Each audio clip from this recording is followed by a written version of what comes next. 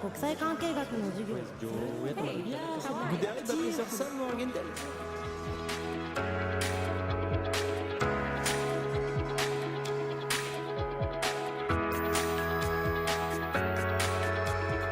Bonjour Blandine.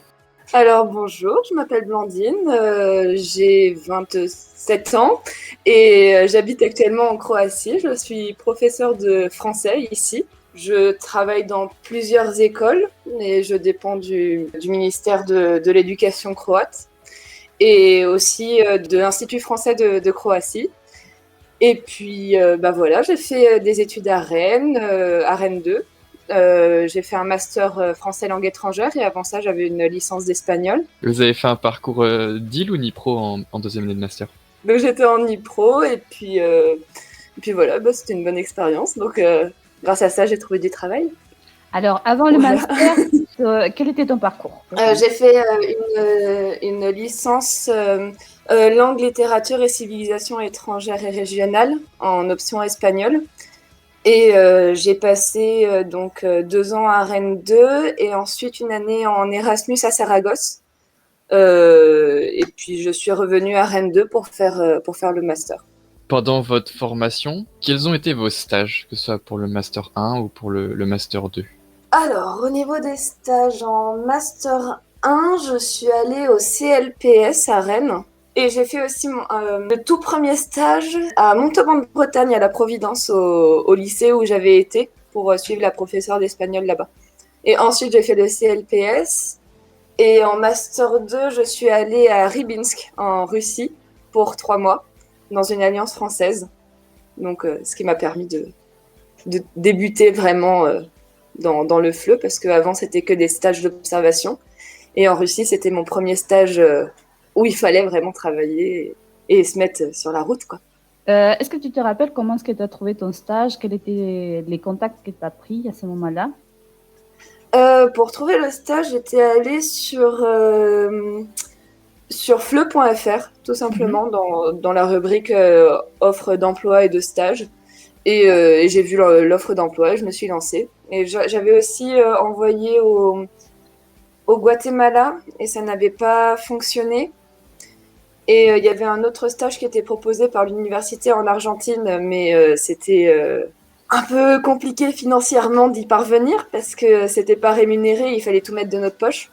Au moins, la Russie, j'étais logée dans une famille, donc c'était intéressant. Et j'étais dans une alliance française, donc c'était un bon début, je pense, pour commencer dans le FLE, d'aller dans une alliance française. Et puis après, du coup, ça m'a permis aussi de commencer à me créer des contacts. Parce que ma tutrice de stage, je l'ai revue après, donc Justine Debéthune, qui continue dans le FLE d'ailleurs. Aujourd'hui, elle est en Pologne. Elle a été aussi dans une autre ville, tout à l'est de la Russie, dans une toute petite ville pour monter une alliance française aussi. C'était sympa de travailler avec elle. Et ensuite, après, ça s'est fait naturellement. En fait, j'ai passé un entretien et j'ai été prise et j'y suis allée. Est-ce qu'avant de partir en Russie, tu parlais déjà la langue? Comment est-ce que tu t'es intégrée un peu dans la vie quotidienne? Alors, en arrivant à Rennes 2, j'avais décidé d'arrêter l'anglais parce que je m'étais dit que ça suffisait. Toute ma scolarité en anglais suffisait. Donc, je me suis dit que j'allais commencer à apprendre le russe. C'est pourquoi pas. Donc, j'avais pris russe en langue d'initiation et j'ai fait ça pendant 2 ans jusqu'à mon année Erasmus où j'ai pas pu continuer. Et je pense que ça a aidé pour la Russie, pour être prise. Et ensuite, j'étais dans une famille là-bas, donc ça aide beaucoup à l'intégration. Et la fille de la famille faisait des études de français. C'est pour ça d'ailleurs qu'ils accueillaient une Française chez eux pour qu'elle s'améliore en français aussi, pour que je lui donne des cours particuliers. Le fait d'être dans la famille permettait vraiment de mieux s'intégrer, surtout en Russie où c'était assez compliqué. Les gens sont plutôt froids de prime abord, donc ça permettait d'avoir des personnes à qui parler directement en fait. C'est comme arriver dans une coloc ou ce genre de choses. C'est quand même plus simple pour s'intégrer quelque part que d'aller dans un appartement seul et finalement vivre à la française dans un autre pays, quoi. Et donc actuellement vous travaillez en Croatie. Comment avez-vous trouvé votre emploi? Pareil, fleu.fr. tout simplement, offre d'emploi et j'ai envoyé mon CV et j'ai été retenue. J'ai passé un entretien. Et ce qui est assez drôle, c'est qu'avant, j'ai travaillé en Hongrie pour la Fondation franco-hongroise pour la jeunesse. Et là-bas, le grand chef, c'était Hugues Denisot.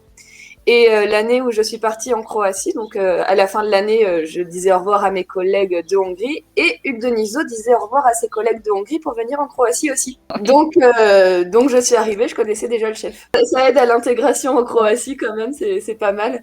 Et puis c'est intéressant aussi parce que c'est toujours bien d'avoir des contacts, surtout dans un nouveau pays. Bon après, là c'était plus facile de se faire des contacts ici parce qu'il y avait plus de collègues qui étaient plus jeunes aussi par rapport à la Hongrie, même si c'est pas du tout les mêmes postes. Mais ouais, c'est assez intéressant. Mais du coup, voilà, par fleu.fr pour la Croatie.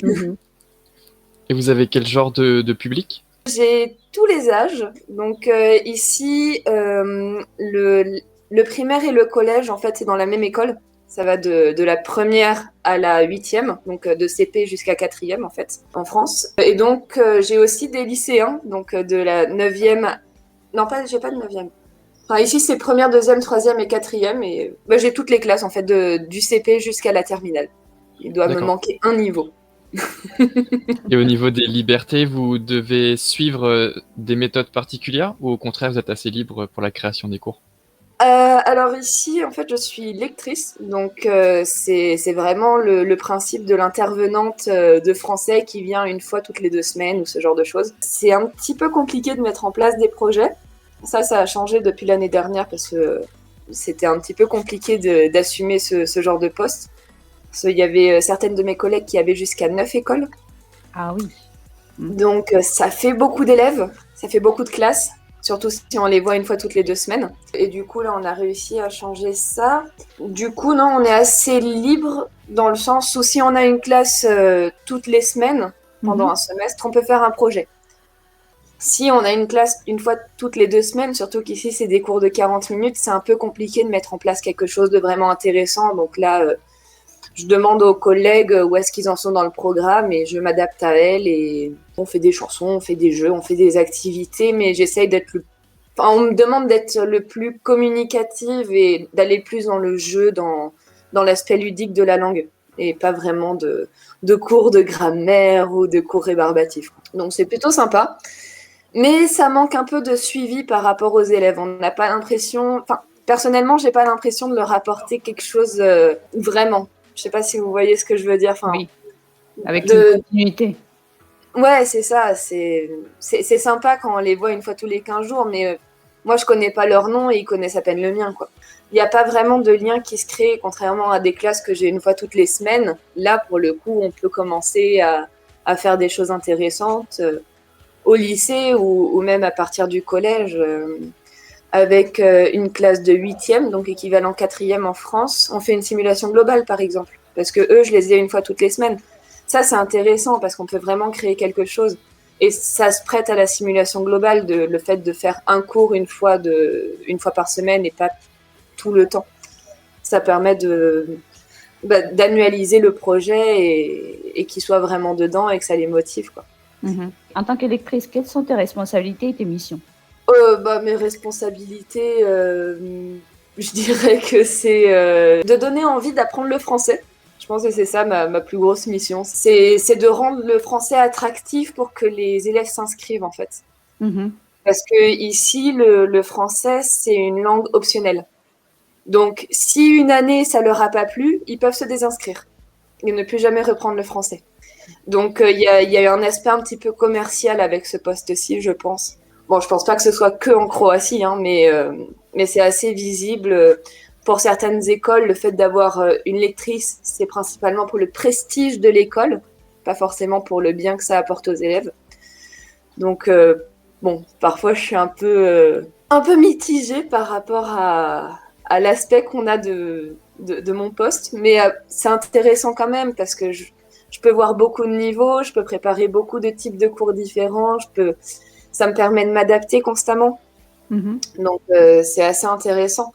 C'est plus compliqué quand il faut mettre des choses en place et quand les professeurs ne sont pas forcément d'accord avec les projets que je propose. Parce que ça fait partie des contraintes d'ailleurs, c'est que je suis obligée de suivre un petit peu ce que le professeur me propose. J'ai le droit d'apporter mes propres idées, mais le professeur aura toujours le dernier mot. Et je suis jamais seule dans ma classe. Ça, c'est aussi un point important. C'est, vu que je suis lectrice, je suis juste là pour qu'ils passent un bon moment, mais je suis pas qualifiée si jamais il y a un problème dans la classe. Je parle pas assez bien croate pour réagir vite, surtout avec des petits. Donc, je suis toujours obligée d'avoir une collègue ou un collègue avec moi. T'as combien d'étudiantes par classe? Ça dépend des classes, ça dépend des écoles. J'ai des écoles où ils sont 1, 2, 3, 4 par classe et d'autres où ils sont 28. Ah, d'accord, ok, oui, c'est un grand écart. Hein. C'est grand écart à chaque fois, c'est grand écart de niveau, grand écart d'effectifs, c'est assez sympa. C'est varié au moins, Oui. ça c'est un des points T'as pas le positifs. temps de t'ennuyer en tout cas. Ah non. Non mais c'est sympa quand même. D'accord, donc vous nous avez dit que vous aviez une licence d'espagnol, donc vous envisagez, dans la suite de votre carrière, de partir plutôt dans un pays hispanophone, enseigner le français? J'aimerais bien, c'est le but, le fameux but que je m'étais fixé avant, c'était éventuellement de devenir finalement professeur de français en Espagne, après avoir baroudé un petit peu partout. Je pense que j'ai toujours quelque part en tête, de toute façon. Mais on verra. L'avenir nous le dira, de toute façon. Pour l'instant, j'aimerais bien déjà aller en Amérique latine. Ce serait la première étape. Et puis, ouais, l'Espagne, c'est quand même sympa. Hein. C'est pas très loin de la France. Je connais la langue. Il fait bon vivre. Je pense que ça peut être une bonne expérience. Un mot ou une phrase, est-ce que tu peux décrire ton expérience dans les masters didactiques de langue? Intense. Je pense que c'était intense. Parce que, surtout la deuxième année, je pense, qui était intense, à mon goût. Je pense que le fait d'avoir fait le didacticiel en un semestre, ça met beaucoup de pression. C'est hyper intéressant, hein. C'est pas le problème. Ça permet de cadrer aussi, de pas se perdre, parce qu'on a un temps limité pour faire les différentes étapes. Donc, ça permet de nous guider vraiment.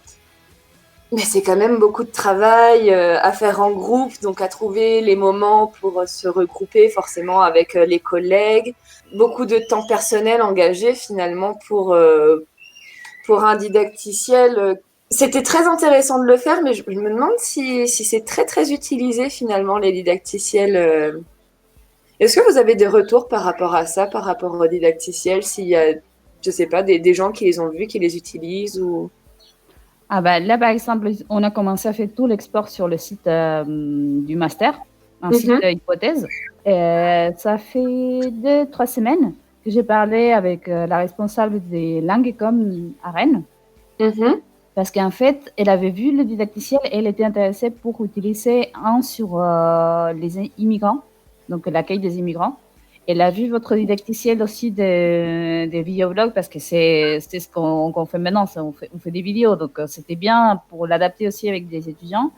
Et là, on va commencer justement un projet pour utiliser certains didacticiels, pas tous, avec les musées des beaux-arts des Rennes. Donc oui, ils commencent à être un peu visibles à tout le monde parce que justement, on les exportait dans un site plus ouvert qu'avant, qui était un peu partout, tu vois. Ouais, et puis il fallait vraiment aller les chercher, les didacticiels sur le site de Rennes 2, je me souviens. Il fallait connaître, quoi. Oui. Mais là, on va commencer à faire, et avec l'ambassade d'Argentine aussi, on va commencer à faire la publicité de tous les didacticiels parce qu'ils sont intéressés. Bah, je crois que c'est le moment, parce que comme on a tous basculé sur le distanciel et le numérique, c'est le moment de les exploiter, en fait. Merci beaucoup, Blandine.